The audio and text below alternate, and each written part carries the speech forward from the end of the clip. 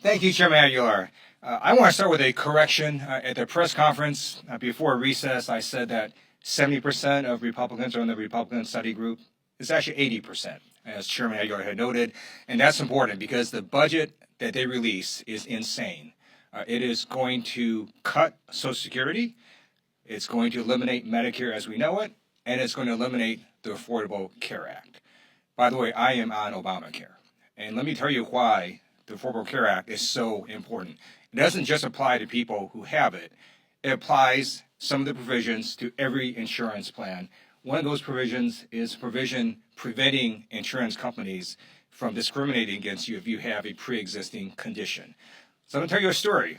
When I was in the California State Legislature, this was before Obamacare had been passed. I was sitting at a restaurant, and this waitress knew I was in the legislature, and she came up to me, and she asked for help. At that time, if you did not have a child who was a minor, you could not get government-assisted health insurance. Her child just turned 18, and she aged out of that program.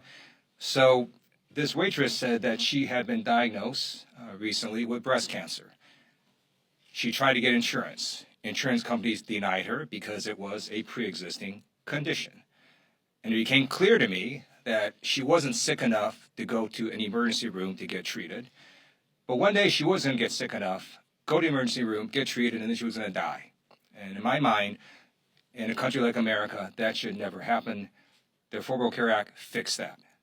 And Republicans now want to eliminate the pre-existing conditions provision. That is insane.